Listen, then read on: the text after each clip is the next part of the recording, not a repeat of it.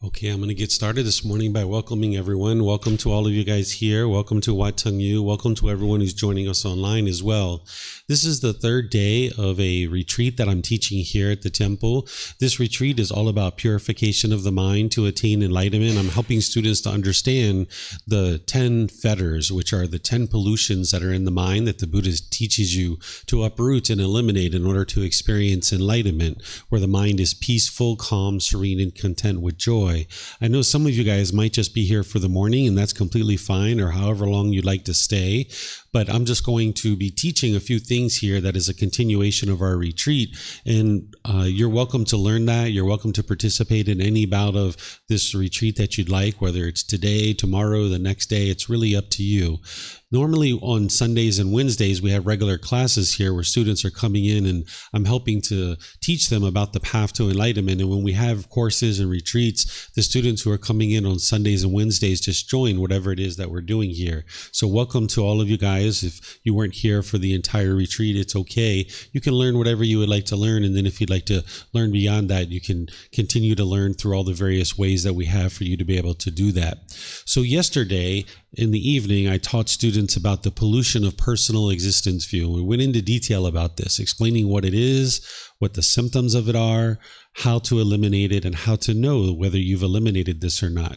And I mentioned as part of that there's a meditation to realize non-self. And this is a meditation that I'm going to teach this morning so that students can learn this, and then we're going to actually do it together. So if you'd like to learn this, what this particular meditation is meant for is to help you eliminate what we call self, that the mind in the unenlightened state will cling to this body and it will cling to the mind, thinking that this is who you are. So you'll cling to your self-image, or you'll cling to your self-identity. And when you're clinging to this self-identity, you might experience things, when you're clinging to the self-image, you might experience things like when you spill something on your clothing, you'll feel embarrassed, because now the mind isn't being perceived in the way that it wants to be perceived in the world. Or if you see a wrinkle or a mole or a pimple, or you have gray hair, maybe you're losing your hair. If you're clinging to this body or this self-image, thinking that this is who you are, now when the mind is not being perceived the way that it wants to be perceived in the world, you'll experience painful feelings like anger, sadness, frustration, irritation, annoyance, guilt, shame, fear, stress, anxiety, things like this. And you can also experience pleasant feelings as a result of this. If somebody says, wow, you are so beautiful, or you are so handsome, someone might get pleasant feelings based on the condition that somebody is saying something agreeable to you. But when you allow the mind to do that, then it's only a matter of time before that condition changes, because not everybody in the world is going to tell you you're beautiful or handsome. There's going to be some people that say something degrading or disparaging, and you can't control what other people do. So when you hear these things that are disagreeable to you, maybe someone says something in a negative, degrading, or diminishing way, you'll experience painful feelings. So the teachings of the Buddha, it's not about going out into the world and teaching everybody rules or commandments or believing a bunch of things. Instead, he's teaching you how to train your mind and uproot certain pollutions that are causing the mind to be shaken up, where you're experiencing discontentedness. And one of the things that the mind has is called personal existence view. It's this confusion or this misunderstanding or this lack of wisdom where the mind is holding on to the body or the mind, thinking that this is who you are. So I gave you some examples on the self-image, but there's also self-identity, maybe around your culture, your ethnicity, your nationality, maybe your sexual orientation or your job or occupation. You might be clinging to this as who you are. And once again, when that's intact or you hear agreeable things related to that, you'll get pleasant feelings. But when you have disagreeable contact related to that, you'll get painful feelings. So let's just say you're doing a job where maybe like a police officer, you're doing this for 10, 15, 20 years, and you feel really good when you're doing this job, and you identify with, I am a police officer. Well, now when you retire or you get injured or you get fired and you can no longer do that job, you'll feel like a part of you is missing. You'll feel like something's gone. Or say you identify with, I am Chinese, or I am American, or I am Canadian, or any of this I am in the mind. If you're in a situation where somebody's complimenting you and sharing wonderful things about where you're from, and you identify with that's who you are as a person, you'll feel really good. You'll feel really pleased because they're complimenting people from your country. But it's only a matter of time before you're in a situation where somebody's saying something degrading and disparaging about where you're from. And now if you cling to this identity of that's who you are as a person, you'll be angry or frustrated or agitated or annoyed. So there's various practices that you can practice in order to train your mind to eliminate this personal existence view. And I shared that last night.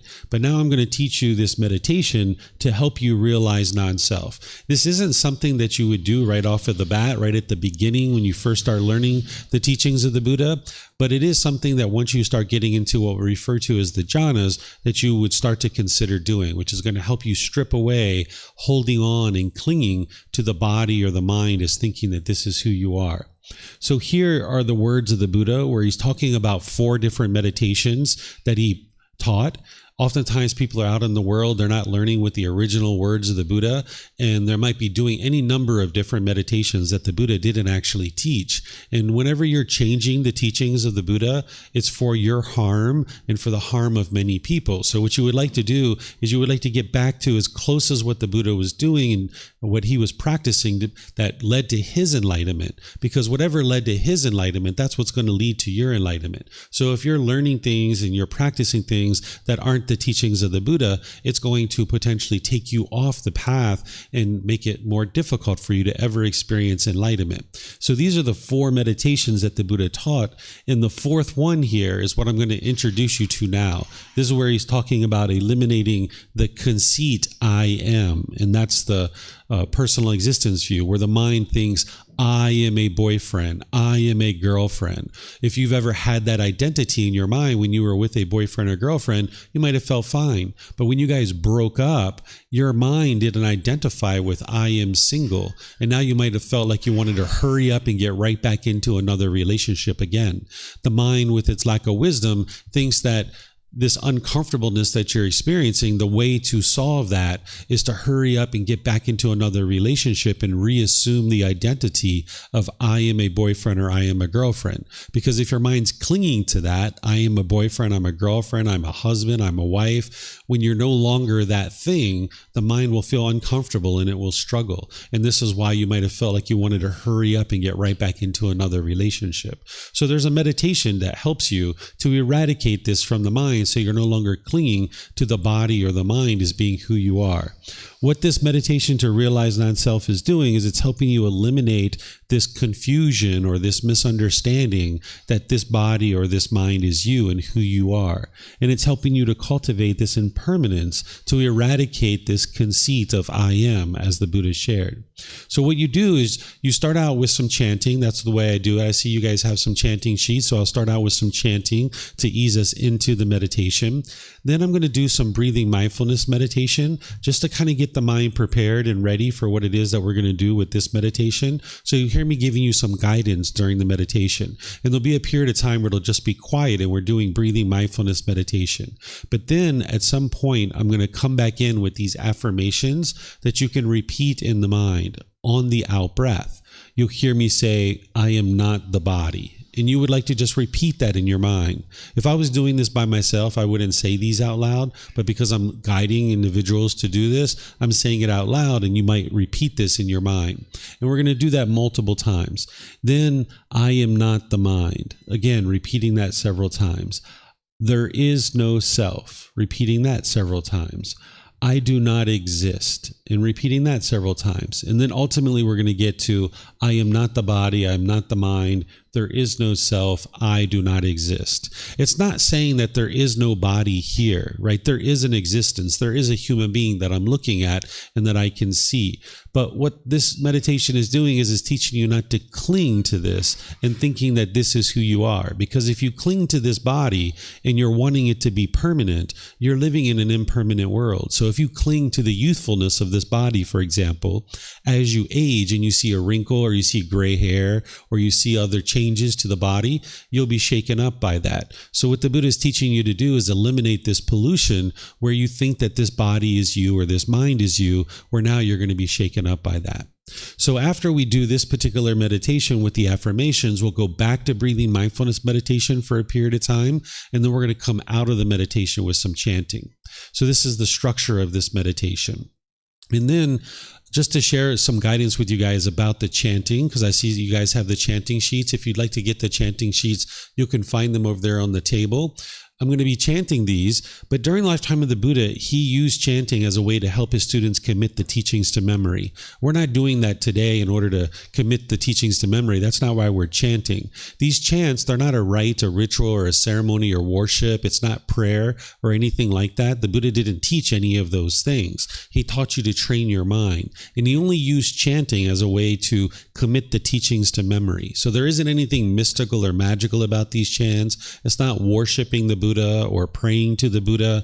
That's not what this is at all. Instead, today, we just use it to ease the mind into meditation and get more benefit out of the meditation itself. During the lifetime of the Buddha, his students had a lot of respect and a lot of gratitude, a lot of appreciation for him because he helped them move from this anger and sadness and frustration and agitation, annoyance, all these other discontent feelings like guilt, shame, fear, stress, anxiety, and moving to this enlightened mental state where the mind can be peaceful, calm, serene, and content with joy.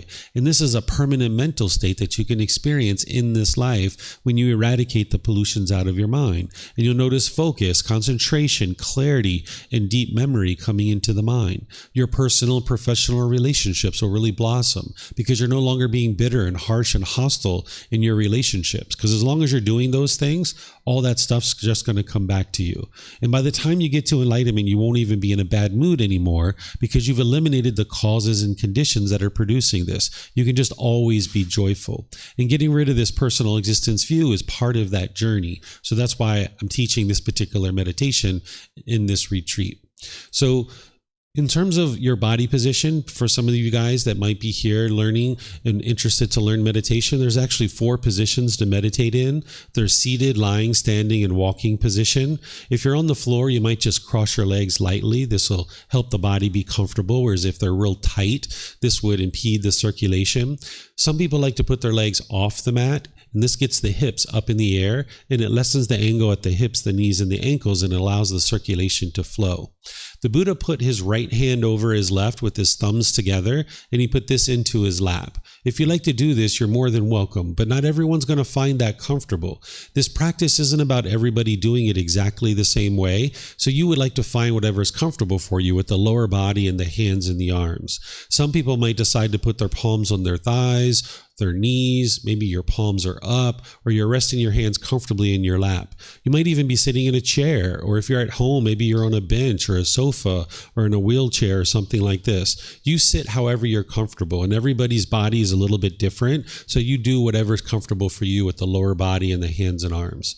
With the upper body, this should be erect. This keeps the mind attentive and alert during the meditation, whereas if you were slouched, the mind would have a tendency to be dull or lethargic. But if you're real rigid, the mind could be overactive or uptight. So by keeping the sternum up and the shoulders back, it keeps the mind attentive and alert during the meditation, and it also allows you to breathe in naturally through the nose and exhaling out through the nose, so it's going to make your meditation more comfortable. So again, I'm going to ease us into this meditation with some chanting. I'm then going to come in with some guidance. There's going to be a period of time where it's quiet.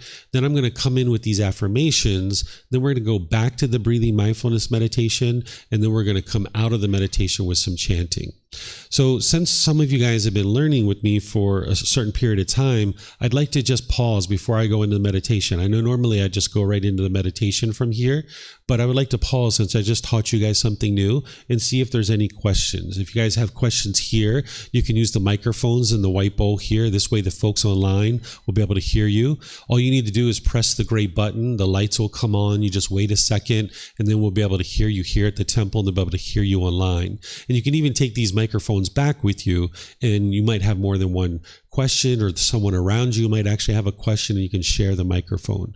And for those of you guys online, you can ask questions through Facebook, YouTube, or Zoom, putting that in the comment section, or you can raise your hand electronically in Zoom and ask any and all questions that you like.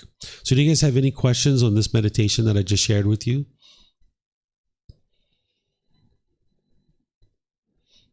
Okay, I'm going to check online here, see if we have anything coming in. All right, I don't see anything here and I don't see anything at the temple. Okay, so I'm going to guide you guys in this meditation. If you'd like to join along in the chanting, you're more than welcome. And for those of you guys online, if you'd like to see these chants, you can go to buddhadailywisdom.com, which is our website. Click on free books, and down towards the bottom, you'll see the chanting sheet there that we're actually going to be using for chanting. So feel free to chant along if you'd like.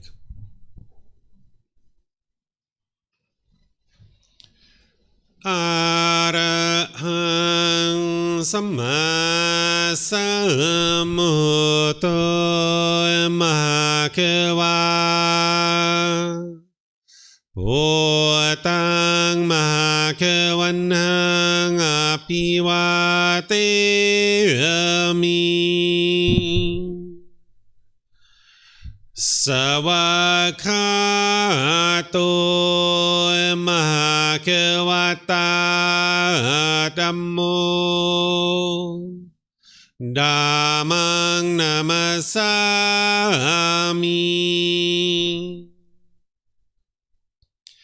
Supatipano Mahakevato Savaka Sangho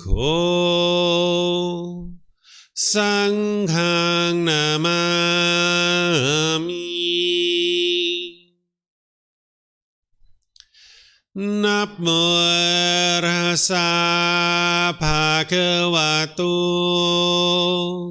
Arahato Samma Sambuddhassa Namo Rasa Bhagavato Arahato Samma Sambuddhassa Namo Rasa Bhagavato Arahato Samma Sambuddhassa Iti piso Mahakeva Arahang Samma Sambuddho Vichacharanang Sammuno Sakato Rokavitu Anutero Purisa Dhamma Sati Satatavap Manusanang Bhoto Bhagavati.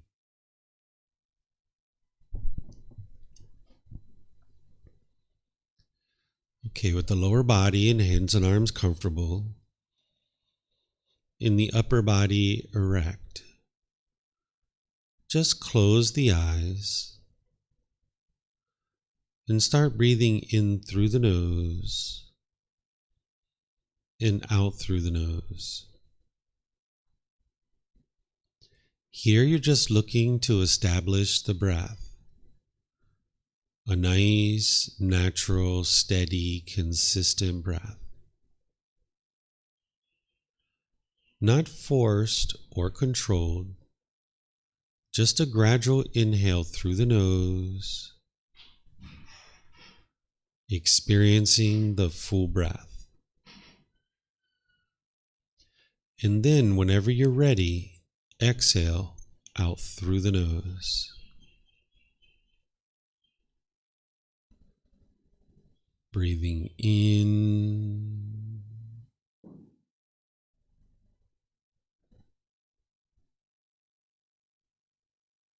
and out.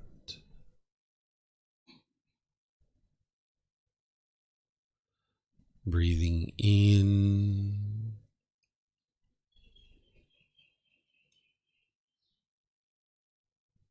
and out.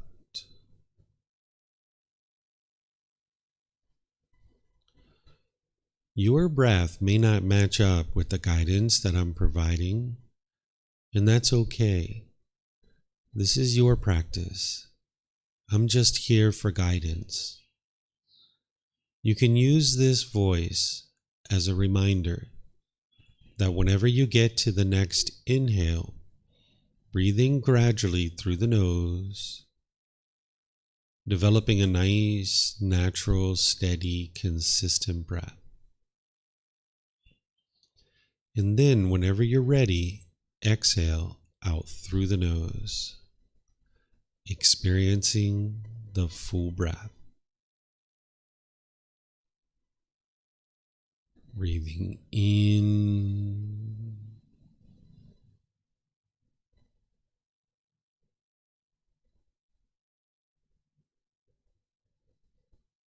and out.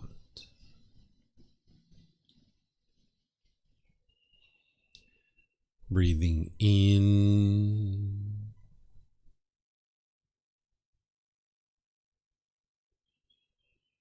and out.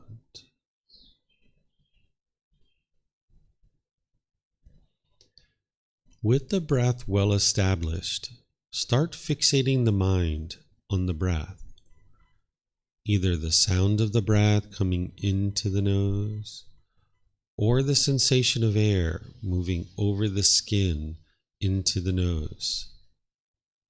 The breath is the present moment. Fixate the mind on the breath, the present moment. Breathing in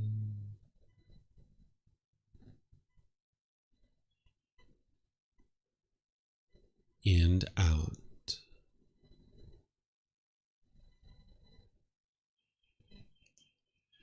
Breathing in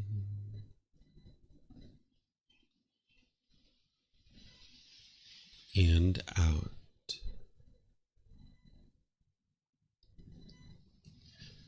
With the mind fixated on the breath, whenever you notice that it moves off the breath, cut that off, let it go, and come back to the breath, the present moment. No need to observe the thought, label it, judge it, analyze it, or even try to figure out where it's coming from. Whenever you notice that the mind is moved off the breath, cut that off, let it go, and come back to the breath, the present moment. Breathing in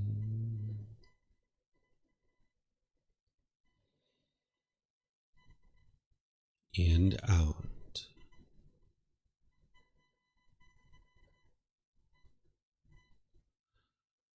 Breathing in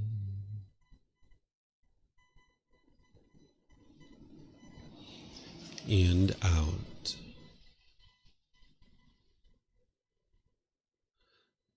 I'm going to be quiet now and let you do this work of focusing on the breath, cutting off and letting go anytime the mind moves off the breath. Then I'll be back with more guidance on the meditation to realize non-self. You have nowhere to go.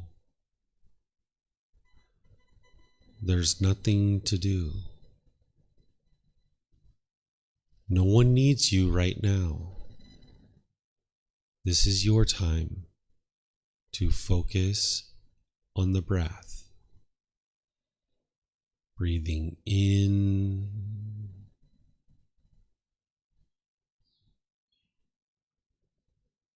and out.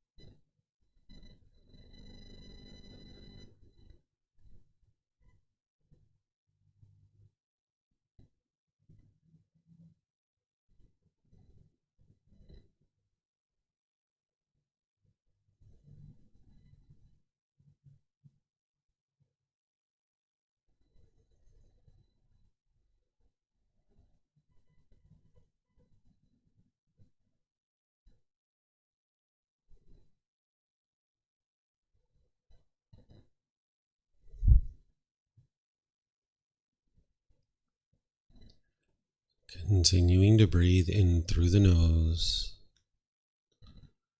and out through the nose.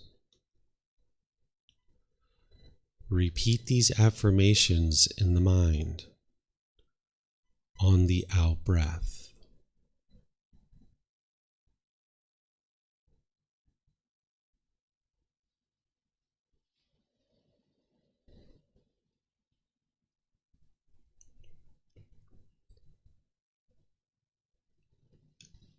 I am not the body.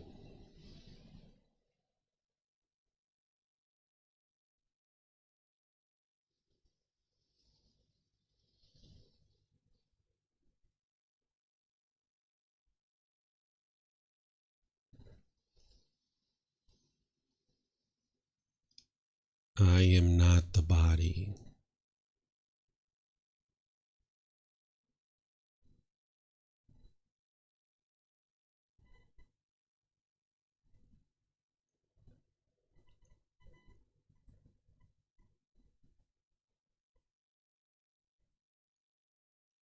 I am not the body.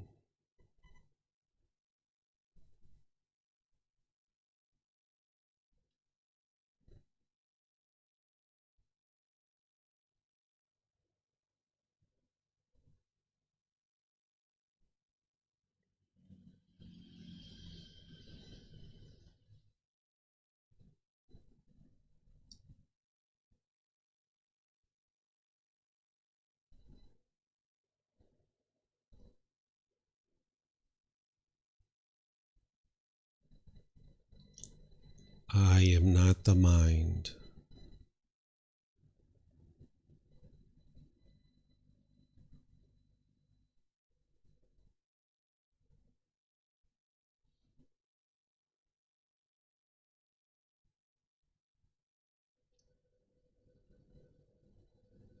I am not the mind.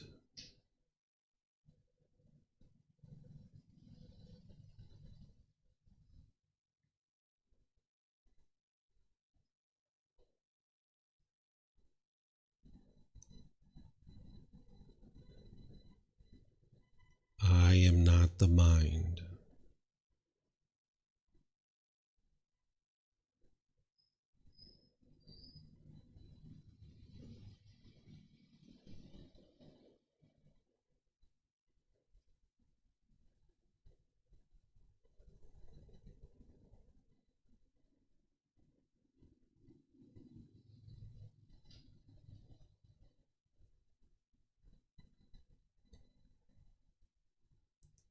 There is no self.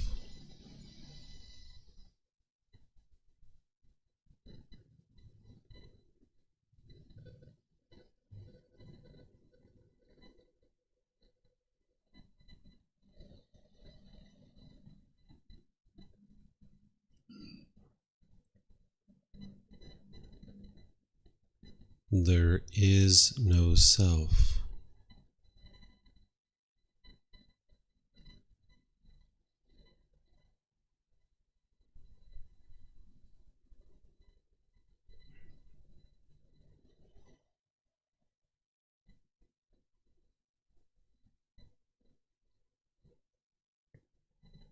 There is no self.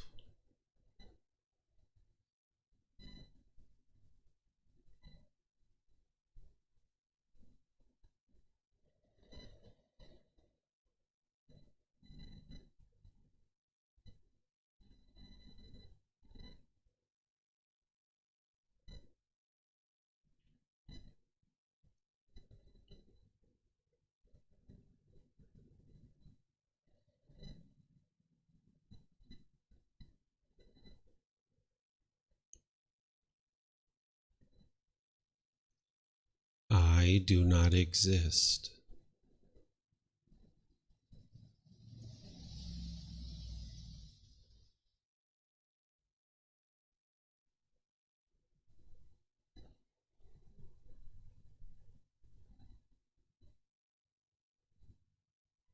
I do not exist.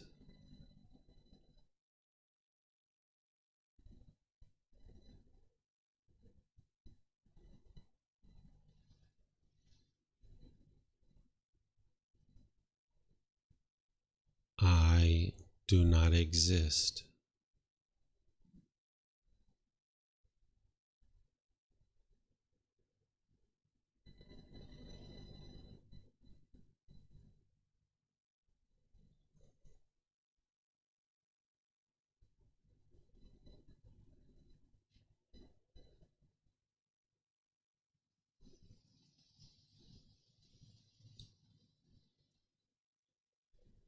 I am not the body. I am not the mind. There is no self. I do not exist.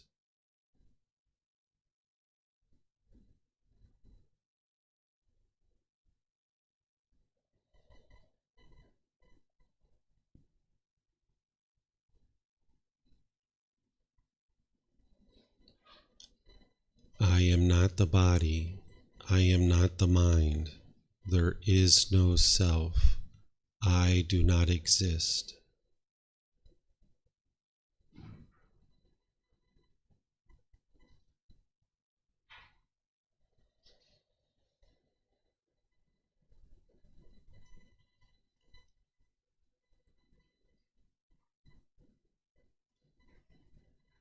I am not the body.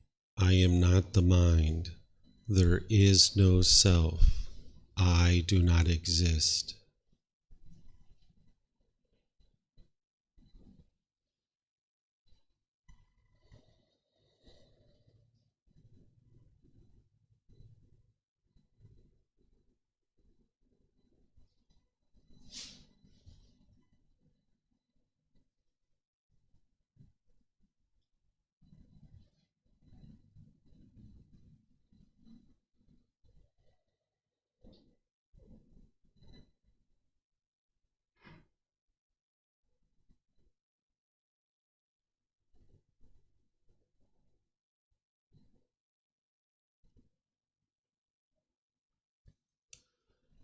Now go back to breathing mindfulness meditation, focusing on the breath, cutting off and letting go anytime the mind moves off the breath. Breathing in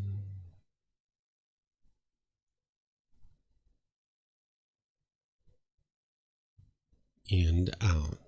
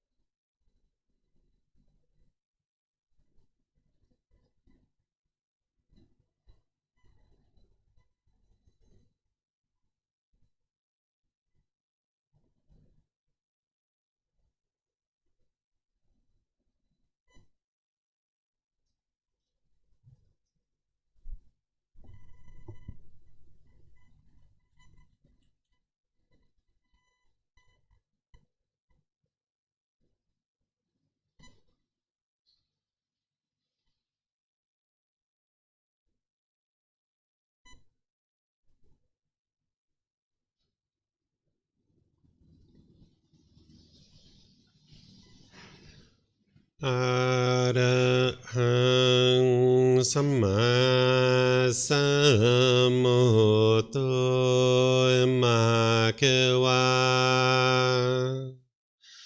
โหตังมะเขวันหังอภิวาเทมิสวากขาโตมหาเขวตาธัมโมธัมมังนามัสสามิสุปฏิปันโนมหาเขวโตสาวกสังโฆสังฆังนามามินะโมตัสสะภะคะวะโตอะระหะโตสัมมาสัมพุทธัสสะนะโมตัสสะภะคะวะโตอะระหะโตสัมมาสัมพุทธัสสะนะโมตัสสะภะคะวะโตอะระหะโตสัมมาสัมพุทธัสสะอิติปิโสมะเขวาอะระหังสัมมาสัมพุทโธวิชาจารณังสัมมุโนสกขาโตโรกาวิตุอนุเตโรปุริสานามาสติสัตตาตาวามานุสนังโอโตภะคะวะติ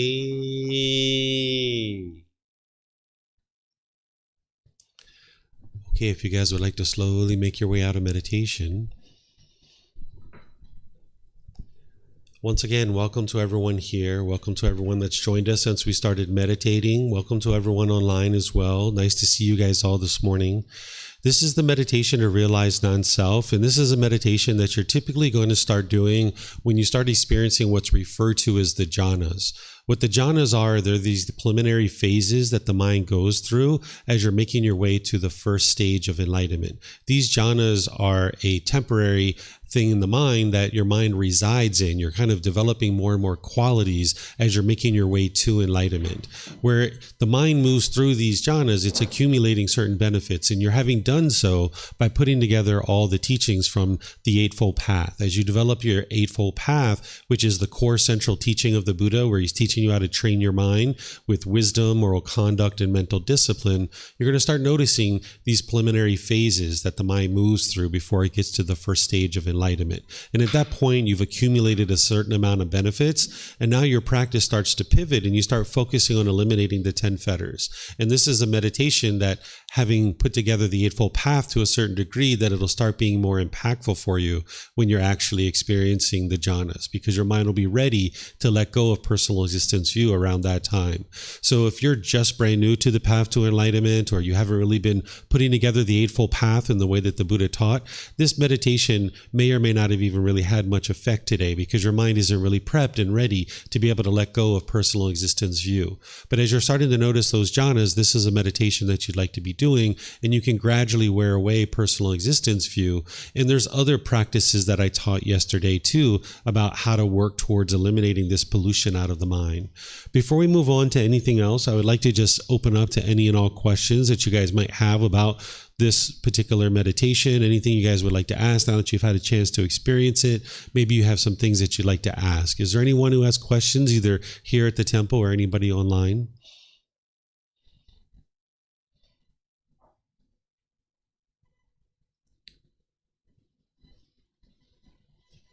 Okay, I'm not seeing any questions anywhere. So what I'm going to do then is I'm going to move on to the next topic, which is helping you guys to eliminate doubt and mastering confidence and to develop wisdom.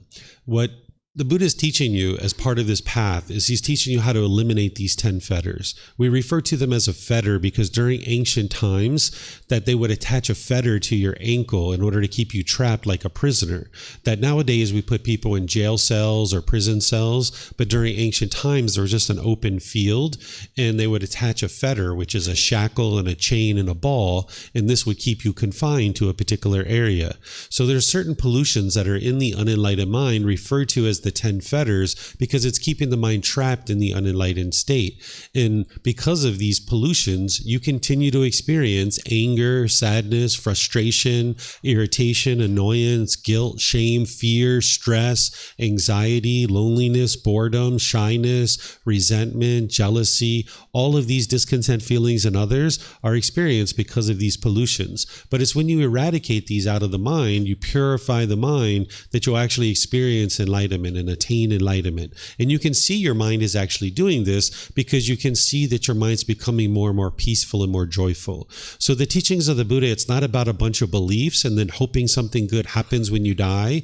It's not about rules or commandments. The Buddha's not teaching you the way the world should be. And if everybody follows these rules and commandments, the world will become a better place. Instead, he's teaching you about your own mind. He's teaching you about the world around you. And he's teaching you how to train your mind to eradicate these pollutions so that now your mind can be peaceful and joyful. You can have stability and calmness. You can have loving kindness in your mind. You can have compassion, where you can develop harmonious relationships. When you have these pollutions in your mind, you'll be bitter and harsh and hostile in some situations. And you might think that other people are causing you to be angry. But what you can see through the teachings of the Buddha, that is your own mind that is causing these discontent feelings. But if you haven't studied that and you haven't independently verified what he taught and you haven't practiced this, you might continue to believe that other people are frustrating you or causing you to be annoyed. But you can see the truth in the teachings of the Buddha that it's these pollutions in your mind that is causing these feelings. So the pollutions that we're going to talk about this morning is one that's called doubt, and then we're going to talk about wrong behavior and observances. These are number 2 and number 3 of the fetters. This first one that I'm going to be talking about here, which is the second fetter, it's called doubt. And what this fetter is it's doubt about the teachings of the Buddha and their ability of them to attain enlightenment. Oftentimes people come to the path to enlightenment with doubt. I know I had doubt about the teachings of the Buddha, and you might have doubt as well. You might doubt whether this person, Siddhartha Gautama, actually lived. You might doubt whether his teachings can actually lead to this enlightened mental state. You might doubt this community of people that you're part of. You might doubt your teacher's ability to guide you to enlightenment, or you might doubt your ability to actually get to enlightenment itself. And as long as you have doubt in your mind, you won't actually be able to experience enlightenment, because this doubt will hinder you and hold you back from being able to get to enlightenment. So this is what doubt is. And now the symptoms of doubt is that you'll notice that you'll be complacent. You'll be complacent in your practice. You won't really dedicate time to coming to the temple, to reading books, to meditating, to training your mind, to having conversations with the teacher. You'll lack confidence in all of those things: the Buddha, the teachings, the community, your teacher, and your own ability to get to enlightenment. You'll notice that you'll continually be searching for a spiritual life and searching for teachers. You'll be looking all around because you haven't actually found the collection of teachings that you have confidence in that are actually going to lead to your enlightenment. So you might notice that you're bouncing around from retreat to retreat to retreat, to teacher to teacher to teacher, and the mind is in search of a spiritual life or in search of a teacher. You might notice that you're judging your teacher or yourself. You're judging that person and thinking whether or not they can actually lead you to enlightenment, or whether that person is actually enlightened themselves or not. You might notice this measuring and comparing, where you're putting yourself above people or you're putting yourself below people. And this can hinder your mind, and you'll experience difficulties and struggles as this is happening.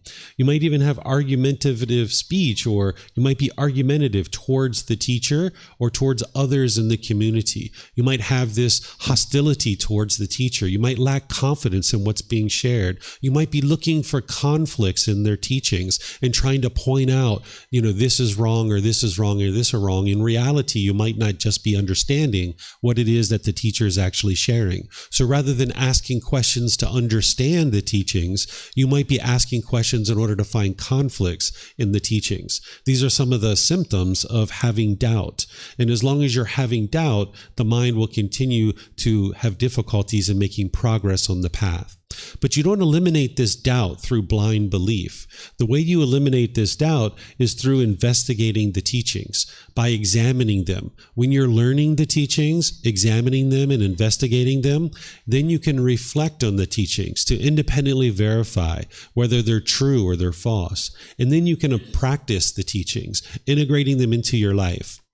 As you're practicing the teachings and you're training your mind, you'll notice more and more of the pollution, not just this one, but other ones coming out of your mind.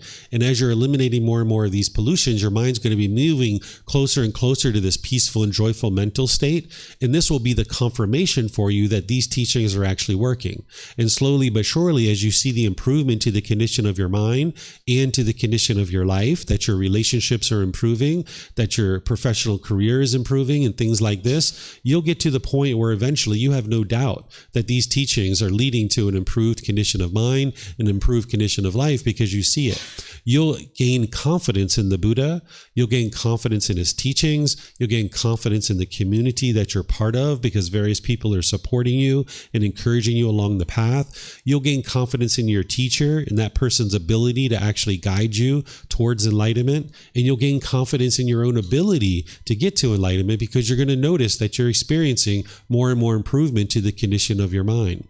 So as you're gaining more and more improvement to the condition of your mind in your life through investigating the teachings, you're going to gain this confidence, and you'll slowly but surely eliminate this doubt from the mind. But as long as you have doubt, you're going to experience those symptoms that I talked about, where it's almost fighting you and sabotaging your ability to move forward on the path. So this is how you eliminate the doubt, is through investigation, through examining the teachings. There's nothing in the teachings of the Buddha that you should believe, because with belief, you don't know what's true or false. You're just believing it because either you convinced yourself to believe it or somebody else convinced you to believe it. The teachings of the Buddha doesn't contain any belief whatsoever. You can independently verify each one of his teachings, and that's how you get to wisdom. And it's wisdom that's going to transform your mind. And the more wise that you become, you're going to start functioning in the world differently. And now, based on these natural laws, as you start navigating the world more wisely, you're going to start seeing more and more wholesome results in your life. But as long as you lack wisdom, you'll struggle and have difficulties. You'll make unwise decisions. It'll produce unwholesome results in your life, and you'll have these struggles and difficulties. So what you're doing when we're talking about awakening on the path to enlightenment is you're awakening to the wisdom of the natural laws. These natural laws that the Buddha taught, he's explaining to you not the way the world should be, but he's explaining to you the way the world is. Because when you live in a world that you don't understand, you'll struggle and you'll have difficulties. So eliminating doubt is to investigate the teachings, to examine them, and awaken to these natural laws. And as you're awakening to the natural laws, you're going to navigate the world more wisely. And as you're making wiser and wiser decisions, you're going to experience more and more wholesome results coming back to you in your life. Until eventually, you'll see that the condition of the mind is improved so much that by the time you get to enlightenment, that you'll notice the peace and the joy, that the mind is just always peaceful and always joyful.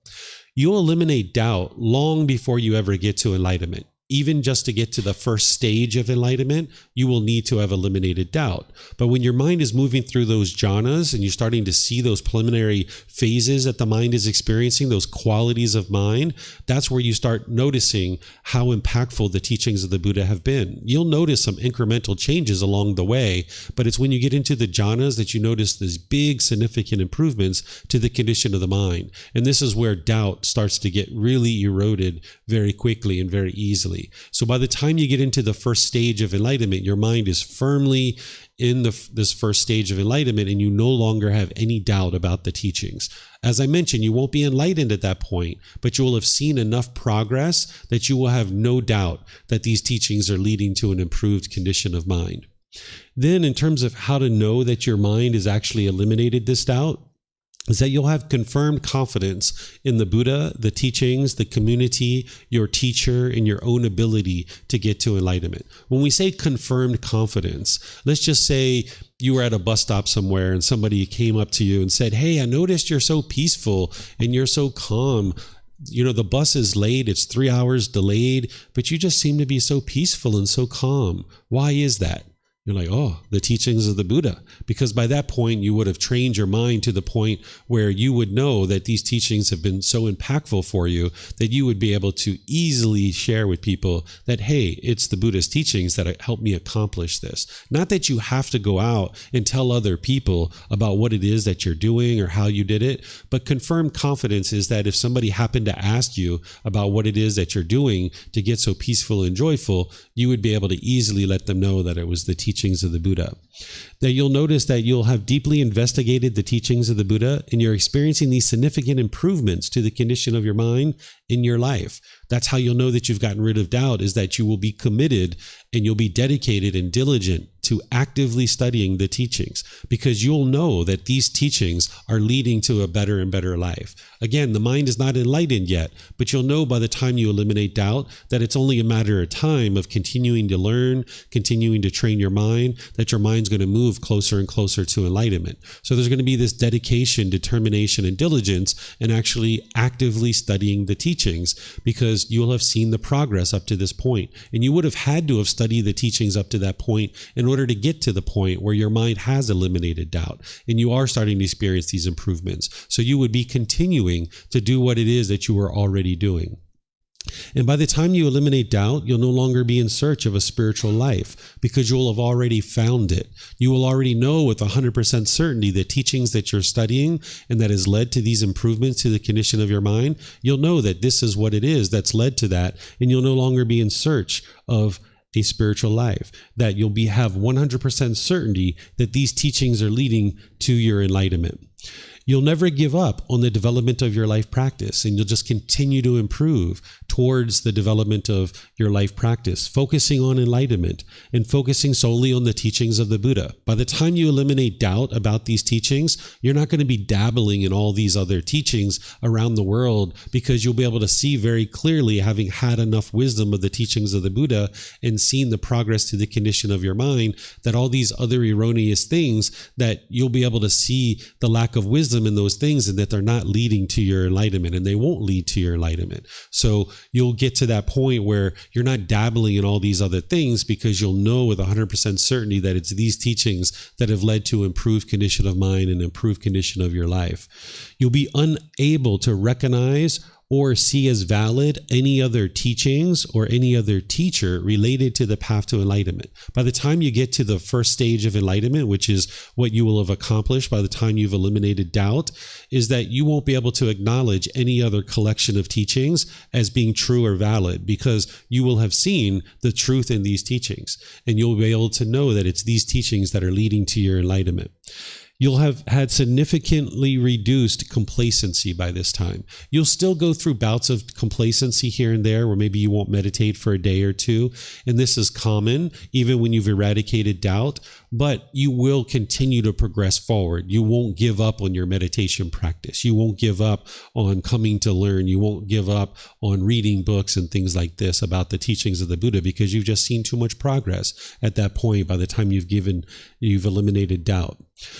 You'll have deep respect and politeness towards the Buddha, towards the teachings, towards the community, and your teacher. And the reason why is because you've seen so much progress, you've seen so much improvement to the condition of your mind, and you'll know that it was the Buddha's work 2,500 years ago that led to you being able to learn those teachings and improve the condition of the mind in your life. So you'll have deep respect for the Buddha, for his teachings, for this community that you're part of, because you're learning things from different people as you observe people doing different things.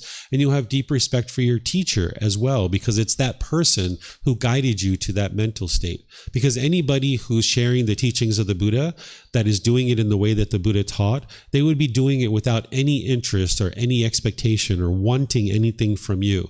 They would just be doing it based on loving kindness and compassion. They shouldn't have a price tag on their courses and things like this. It should just be to help you and help you to gain the access to the resources that you need. So if this person has spent multiple months and multiple years helping you through classes and courses and retreats and books and personal guidance and things like this, and they've been doing this without any expectation of anything from you, and you've been able to get to this mental state where your mind is now improved, you'll have deep respect for that person. But prior to having eliminated doubt, you might not have these things, right? So this is what an individual who has eliminated doubt will be experiencing. So any questions on this particular fetter? Remember, online, you can put your questions into Facebook, YouTube, or Zoom, or you can raise your hand in Zoom. And you guys, if you could use the microphones, then they'll be able to hear you online. So any questions on this particular fetter? You guys, no questions today. Wise decisions about your moral conduct, then whatever you're putting out is coming back to you. If you're being bitter and harsh and hostile through your intentions, your speech, and your actions towards your parents, towards your brothers and sisters, towards your coworkers, towards your life partner, your children, your friends, when you're being bitter, harsh, and hostile to people, you might think that you're justified in that activity, that they're causing your anger, so therefore you're justified in being angry and bitter and harsh to them. But they're not actually causing your anger. They might be doing something that is unwise, but that's not what's causing your anger and frustration. So in the unenlightened state, with the lack of wisdom of what's really causing your anger, you might be bitter and harsh and hostile to people. And as you're doing that, look at those relationships, and you can see those people are treating you in the exact same way. So what you would like to do is learn the moral conduct where the Buddha is teaching you how to wisely interact with other beings so that you can live harmoniously with all beings. And you're not experiencing this bitterness and harshness and hostility coming back to you because you're not being that way with others, right? So there's teachings in the Eightfold Path, which is the core central teachings that somebody would have learned by now. By the time they get to the point where they're ready to eliminate this fetter, they would have already learned the Eightfold Path and they would already be practicing it. So I'm going to explain to you what these fetters are and how to actually eliminate them. First, let's talk about wrong behavior. What wrong behavior is in observances is unwholesome moral conduct. That's the wrong behavior.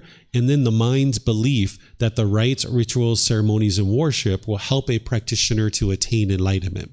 If you're doing rites and rituals and ceremonies and worship, and you're thinking that this is somehow going to help you in life, this doesn't actually lead to wisdom, right? So there's this fetter, or there's this pollution, or this taint, this defilement in the mind where someone is practicing wrong behavior. They're doing things like causing harm through their intentions, their speech, and their actions. And now when you're putting out that hostility and harshness, it's just going to come back to you.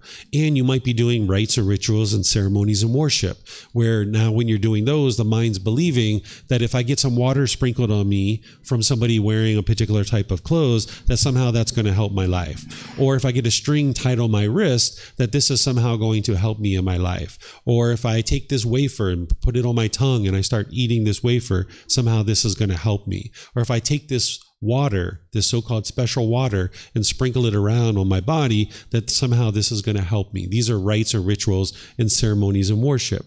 So the symptoms of wrong behavior is that you're not practicing right speech, right actions, and right livelihood from the Eightfold Path. And you're going to notice that people are going to be bitter and harsh and hostile in your relationships. You're going to notice you have broken relationships over and over and over, that you get into a relationship, it goes good for a period of time, and then the relationship ends, and maybe it ends with frustration and agitation and annoyance. Because as long as you have wrong behavior and you're putting out harshness and bitterness through your moral conduct, that's what's going to be coming back to you. And you guys aren't going to be able to live together harmoniously, whether it's actually a life partner or whether it's friends or family or co-workers. You guys aren't going to be able to have a good relationship and a healthy relationship because you guys are being bitter and harsh and hostile with each other, blaming each other for the things that you experience. So this is part of the symptoms of wrong behavior. With wrong observances, the mind might consider that rites, rituals, ceremonies, and worship are important and required part of spiritual development. You might go to a particular building and ask somebody, hey, can you do this particular ceremony for me? Or can you do this particular rite or ritual? And again, some people are doing these things and attributing it to the teachings of the Buddha. They might even be in a Buddhist temple. They might be an ordained practitioner. They might be wearing certain clothes and shaving their head. And for all intents and purposes, they look like a person who's practicing the Buddhist teachings. But when you study the original teachings of the Buddha, you can see that he never taught any rites, rituals, and ceremonies and worship. He taught you to train your mind and cultivate wisdom. And rites, rituals, ceremonies, and worship doesn't help you to cultivate wisdom. So this is what wrong behavior and observances is, and this is the symptoms that one will experience as they're having this particular pollution in their mind. Now, the way that you solve this or you remedy this wrong behavior and observances is to get rid of wrong behavior. You need to develop the Eightfold Path, the moral conduct section, where the Buddha teaches you right speech, right action, and right livelihood. He's not teaching you rules or commandments here. What he's teaching you is the natural law of karma, or some people refer to it as karma, the cause and effect, or the action and result. There isn't any punishments and rewards. It's not anything mystical or magical. There's no being overseeing this. It's not a black cloud that's following you around. What the natural law of karma is that when you make wise decisions, you're going to experience wholesome results, or wholesome karma. And when you make unwise decisions, you're going to experience unwholesome results, or unwholesome karma. This is the results of your decisions. It's your life, it's your decisions, and it's your results. When we experience unwholesome things in our life in the unenlightened state, we tend to blame other people for the unwholesome things that we're experiencing. But when we experience wholesome things in our life, oh, that's because of us. We made all those decisions that led to those wholesome things, right? That's not how the natural law of karma works. The way that it functions is that whenever you're making a decision, it's going to produce either wholesome results or unwholesome results in your life. But if you're lacking wisdom of the moral conduct and what will be wise in order to practice, to have harmonious relationships and get along with people in the world, you're going to experience unwholesome results quite a bit. Because the mind's lack of wisdom, the unknowing of true reality, and not understanding these teachings, the mind will make unwise decisions around your speech, your actions, and your livelihood. You might think that you're speaking in all the best ways. You might think you're functioning in all the best ways. But if you haven't studied the natural law of karma, and you haven't studied the teachings of the Buddha on right speech, right action, and right livelihood, you haven't studied the natural law of karma to understand what are the decisions that you can make that lead to wise decision-making and wholesome results, and what are the decisions that you make that lead to unwise decisions and unwholesome results. So by studying the Eightfold Path and bringing your practice up to the moral conduct that you see in the Eightfold Path, this is what's going to eliminate your wrong behavior. And now you're producing less and less unwholesome karma because you're making wiser and wiser decisions about the way you interact in the world. So for example, with right speech, the Buddha teaches us to eliminate lying. Because when you're lying, there's some craving. There's something in your mind that you want. And if you tell the truth, you're not going to get what you want. And the mind wants this. It's a selfish desire that the mind has. So when you eliminate lying, then people can see you as being trustworthy and dependable. As long as you're lying, people are going to discover those lies. And now people aren't going to see you as being trustworthy and dependable. And now you'll struggle in your relationships. Your personal, professional relationships will have difficulties because you're lying. So you can eliminate lying and you can get to the point where you're trustworthy and dependable. If you've ever done a lot of lying, you might have been telling one person one thing thing, another person something else, and another person something else. And now your mind's trying to obsessively figure out what you told one person versus another versus another. How could you ever get to a peaceful and joyful mental state in a peaceful and joyful life if your mind's obsessively trying to figure out what you said to one person versus another, right? If you're interested in getting to peace and joy and you're always speaking the truth, you never have anything to worry about because you're always speaking the truth. You don't have to figure out what you said to one person versus another. So the Buddha teaches to eliminate lying. He also teaches to eliminate slander or gossip, where you're trying to damage other people's reputation. If you're trying to damage other people's reputation, oftentimes there's a craving in there where you're trying to look good in front of other people and you're trying to diminish others in order for yourself to look good. Well, if you continue to do this in the world, this person's reputation being damaged, they might be interested to come and beat you up or fight you. They might be interested in murdering you. People have been murdered through slander and gossip. Remember, the teachings of the Buddha aren't telling you what you should do or the way the world should be. He's explaining to you the way the world is. And if you go out in the world and you gossip and slander people, you're going to experience unwholesome results. And at the height of that, you might even experience getting murdered. This is where you can see investigative reporters sometimes get on the news, or they write an article, or maybe multiple, and damaging and destroying someone's reputation, and that person might end up choosing to try to kill this person. At the very least, people are going to gossip and slander about you. If you have friends and family members that you're gossiping and slandering with, their mind gets in the habit of hearing you doing gossip and slander. And when your back's turned, they're going to gossip and slander about you. So the Buddha teaches you that it would be wise to eliminate any kind of gossip or slander. And you can see as you're doing this that your life improves. He also teaches you to eliminate harsh speech. What harsh speech is your tone, your tempo, and your word choice, the way that you interact with people through your spoken words. Whereas if you can speak gently with your tone, your tempo, and your word choice, you're going to see that your relationships improve. Because when you're bitter and harsh and hostile, and you're putting that out, that just comes back to you. So he's teaching you the wise decision-making to speak gentle. And you're going to need to learn how to do that because your mind can't just snap your fingers and just instantly speak gentle with everybody around you. You're going to need to train your mind to be able to do this. And it takes time, gradual training, gradual practice, and gradual progress to be able to speak gently. Then he also teaches you not to have frivolous speech. What frivolous speech is if you were just having idle chatter, like random chit chat, just yada, yada, yada, yada, yada, yada, yada, yada, yada, yada, yada, yada, yada, yada, yada, yada. You're not really actually having a conversation. It's just broadcasting. The mind is having a craving to just talk and talk and talk and talk and talk. And when you do this, you're going to find that you're less and less influential. People aren't going to listen to you. They're going to just tune you out. So the Buddha is essentially giving you the guidance of how to speak and communicate in wise ways that is going to produce wholesome results for you. So in order to eliminate wrong behavior, you would need to bring your speech up to that level where you're not lying, you're not slandering, you're not having harsh speech, and you're not having frivolous speech. And that would be to get rid of this wrong behavior. And there's things around actions and livelihood that I can teach you guys as well if you'd like. But there's something deeper about your speech or your communication. It's called the 5 factors of well-spoken speech. It integrates into the Eightfold Path, where the Buddha gives you the guidance of how to speak in wise ways. He teaches you to speak at the proper time.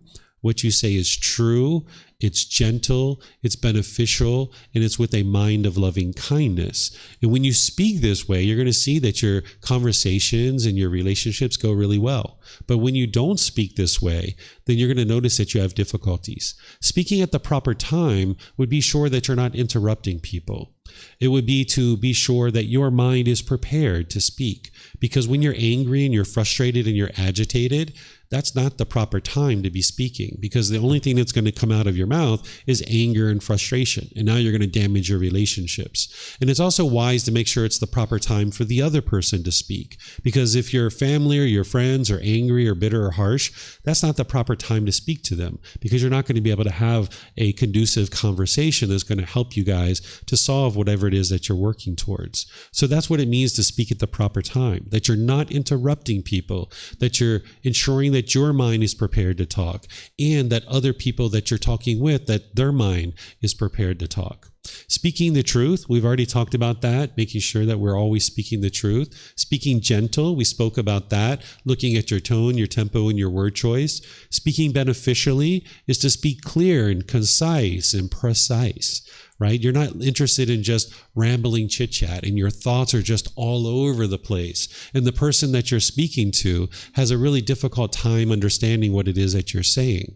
So if you're speaking beneficially, it's not necessarily about the topic that you're speaking about. It's ensuring that you're speaking clear and concise and precise so that now you can be influential when you're speaking with people. And then the fifth factor of well-spoken speech is speaking with a mind of loving kindness. The opposite of loving kindness would be to speak with a mind of inner hate. Whereas if you speak with a mind of inner hate, that's going to come across in your communication, and now you're going to damage your relationships. So we like to speak with this genuine interest in seeing all beings be well, where you have active goodwill towards all beings. And as you bring that into your practice, you'll see significant improvements. But just to eliminate wrong behavior, you would like to bring your practice up to what's in the Eightfold Path, that you're eliminating lying, slander, harsh speech, and frivolous speech. And then right action is to eliminate harm through your bodily actions. As long as you're causing harm through your bodily actions, harm's going to come back to you. So if you're killing, if you're stealing, if you're having sexual misconduct, but even if you're dragging your suitcase through the aisle of an airplane and you're running over people's feet and you're bumping into their knees, this is causing harm. And people are going to get pretty frustrated and agitated with you, and you're going to see unwholesome results coming back to you. That's what the Buddha is teaching you, that whenever you put out harm, harm's going to come back to you. So in the Eightfold Path, he's teaching you not to kill, not to steal, not to have sexual misconduct, and it's the 5 precepts that explains that to you in more detail. And that's what it would be in order to eliminate this wrong behavior. But then you would like to go deeper and make sure that you're not causing any harm through your bodily actions whatsoever. And then there's right livelihood, ensuring that you're not causing any harm through your livelihood in the way that you sustain your life. Because if you're sustaining your life off of business and weapons and living beings and meat and substances that cause heedlessness or poisons, then you're sustaining your life off of causing harm to others. Or if you're scheming, you're flattering people, you're hinting, you're belittling, you're pursuing gain with gain, these are all things that in your livelihood is going to cause you harm. So these are things that I taught back on Monday in this retreat, and some of you guys that were here, you might remember those things. But this is how you purify the wrong behavior, because what this is doing is it's shutting down your unwise decisions related to your moral conduct. And now, because of that, you're going to see more and more peace and more joy in your mind. Because if you're being bitter and harsh and hostile to people through your speech, through your actions, if you're causing harm through your livelihood, all this harm is going to be coming back to you. How could you get to peace and joy if you've got all this harm coming back to you, where people are being bitter and harsh and hostile with you over and over and over again, right? So then to eliminate the wrong observances, you need to eliminate in the mind where the mind thinks that rites, rituals, ceremonies, and worship is going to help you to attain enlightenment. Ultimately, by the time you learn what's called dependent origination, or the 3 poisons, the 3 unwholesome roots, or the 3 fires, you'll understand the real problem that the unenlightened mind is experiencing is this lack of wisdom, this unknowing of true reality. Some people refer to it as ignorance or confusion or misunderstanding, where the mind just doesn't understand what it doesn't understand. This is the number one problem that the mind is experiencing. Sure, it's craving, desire, attachment that's causing discontentedness, and sure, there's anger in the mind that is promoting unskillful conduct, but the only reason why those things occur in the mind is because of the unknowing of true reality, the lack of wisdom, the confusion, the misunderstanding. So the way that you eradicate that is through cultivation of wisdom. And there's no amount of rites, rituals, ceremonies, and worship that is going to produce wisdom in the mind. So this is why the Buddha never taught any rites, rituals, ceremonies, and worship.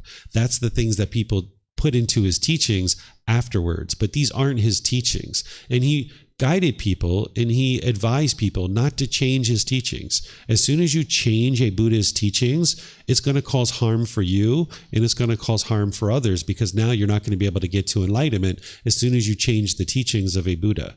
So the Buddha didn't teach rites, rituals, ceremonies, and worship because it doesn't lead to wisdom. It doesn't lead to your enlightenment. So even if you've been in environments where people are doing those things, it's important for your mind to understand that's not what's going to lead to wisdom, and it's not going to lead to training your mind. It's not going to lead to enlightenment.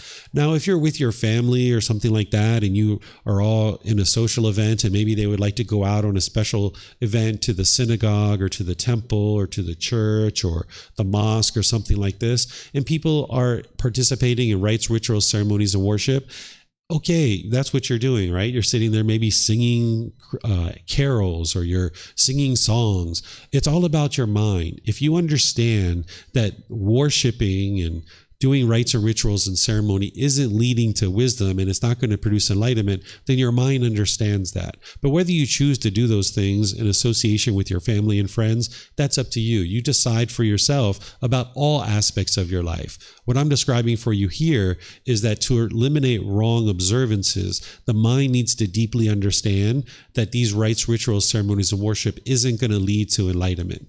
And whatever you choose to do in your life is up to you.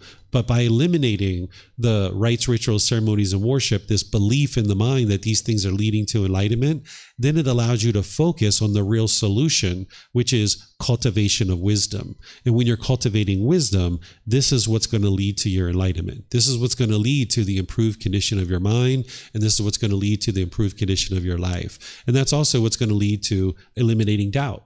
Because when you're examining the teachings, you're investigating them, you're reflecting on them to independently verify them, and then you're practicing them, integrating them into your life, now you're going to see more and more improvement to the condition of your mind and the condition of your life. So any questions on doubt or wrong behavior and observances? Anything you guys would like to ask?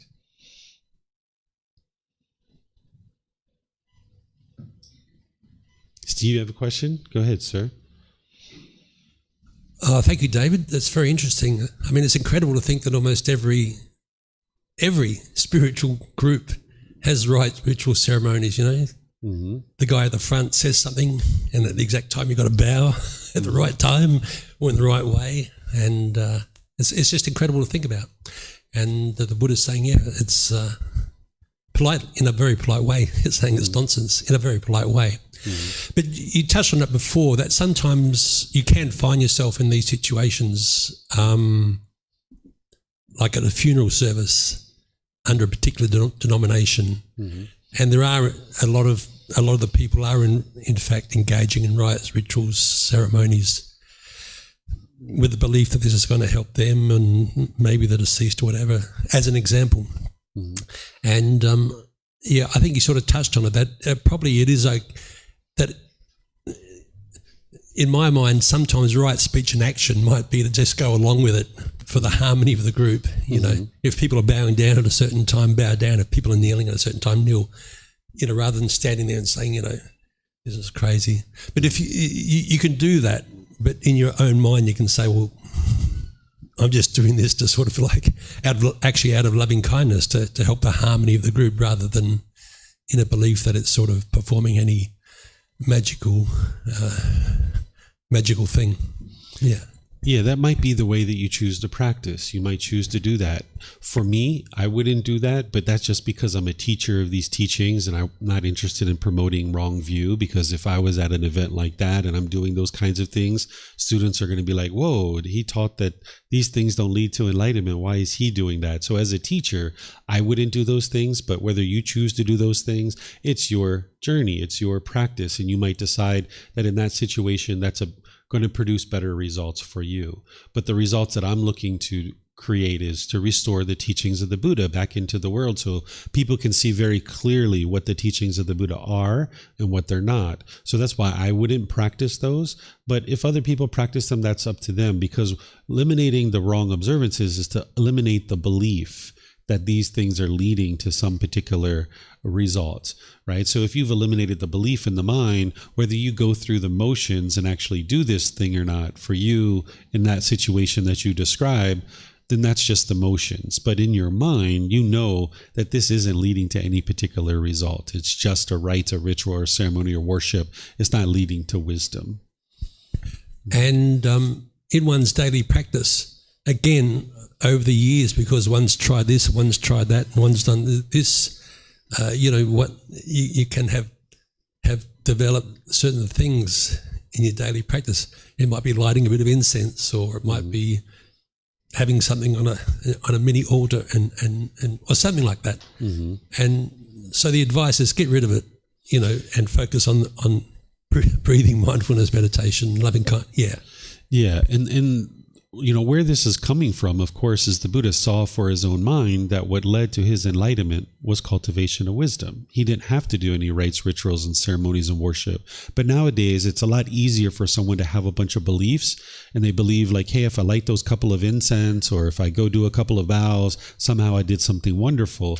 It's a lot harder to sit in a room like this, to read books, to listen to a teacher talk, and cultivate wisdom. That's a lot more challenging. Whereas if the mind can hold on to the belief that all I need to do is go to this particular place, light a couple of incense sticks and some candles, and I've done something wonderful, and now I can leave, and I'm going to continue to do the same things that I've always done, which is think other people are making me angry, be bitter, harsh, and hostile to people. I don't have to create any change within my own mind. All I need to do is go to this place, maybe donate a little bit of money, light some incense candles and some or some other things, do some vows, and now I'm off the hook and I can go do whatever I'm going to do. So this is oftentimes a lot easier for the mind to adopt, but it's a lot harder because now the mind's going to continue to make unwise decisions in the world because it hasn't cultivated wisdom. It's a lot more challenging to read books and to train your mind and to meditate and cultivate the wisdom. But that's what the Buddha did.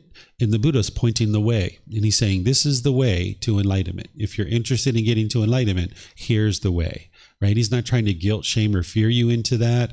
He's not trying to even convince you to get to enlightenment. His mind's already peaceful. It's already joyful. So he's just pointing the way and helping you see the way. Because during his lifetime, there was a lot of rites, rituals, and ceremonies and worship that was going on. And he saw all of that. And he knew that that's not what's going to lead to an improved mental state and an improved life. So he was speaking the truth and saying, hey, if you're truly interested in healing from what hurt you so that you don't ever need to hurt again, if you're truly interested in improving your life and getting to better results in your life, it's not going to come through rites, rituals, ceremonies, and worship. It's going to come through cultivating wisdom, training your mind, making wiser decisions, and then you experience more wholesome outcomes. Mm-hmm. Yeah, you're welcome. Okay, it looks like Helena has a question. Go ahead, ma'am. Thank you, David. So what would be the difference between a rite, a ceremony, and the ritual, and just opening up to heavenly beings for their guidance? Sure. So a rite or a ritual would be something like here in Thailand, we have something called Guat Nam. Right? If you've been in the temples and you make an offering to the monk, they might have you pour out this water from a little urn into like a little bowl.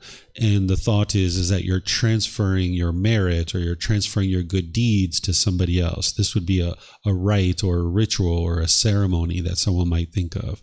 Or if you're worshiping, right? Like some people might sit down and kind of worship the Buddha or some other figure like Prophet Muhammad or Jesus Christ or something like this. This is the rites, rituals, and ceremonies and worship. In terms of having guidance from a being like a formless being, this is just that being is choosing to share some wisdom with you, and whether you choose to understand that or learn it and practice it is up to you. Just like I'm sitting here sharing wisdom with you and you've chosen to listen to what it is that I have to say, and then you can learn that, you can reflect on it, and you can practice it. The same thing's true about any other being, whether they're a form being or a formless being. If you're learning anything, you should always learn, reflect, and practice so that you can come to the truth and cultivate wisdom. That's what's ultimately going to produce results for you. I see your hand still up, Helena. I don't know if you have a follow-up question or if that's just up from before. Oh, okay. There you go. You put it down. Okay. So let me just check Facebook and YouTube. Okay. So I don't see any other questions anywhere. So what I'm going to do is just end this part of our class here.